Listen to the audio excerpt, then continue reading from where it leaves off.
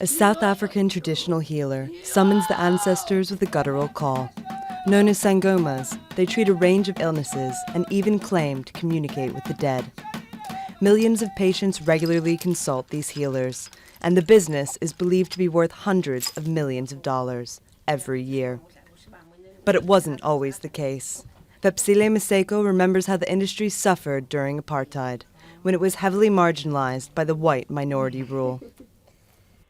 A lot of people were scared now to go to traditional healers, even though they would want to go there because of their belief, because of their heritage, but it was very difficult for them to come out in the open. Today, tens of thousands of sangomas make a living off this ancient practice, which involves calling on ancestors, reading bones, and prescribing powders, herbs, and roots.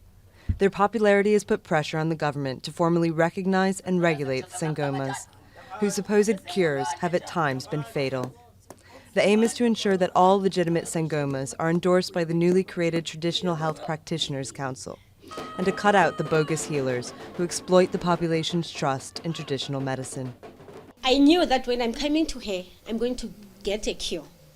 That's why I told my sister to bring me to her, because I know she's powerful with the medicine. She can do it. Doctors agree that sangomas can help with emotional problems, but warn patients not to rely on them for treatment of diseases like tuberculosis or HIV and AIDS.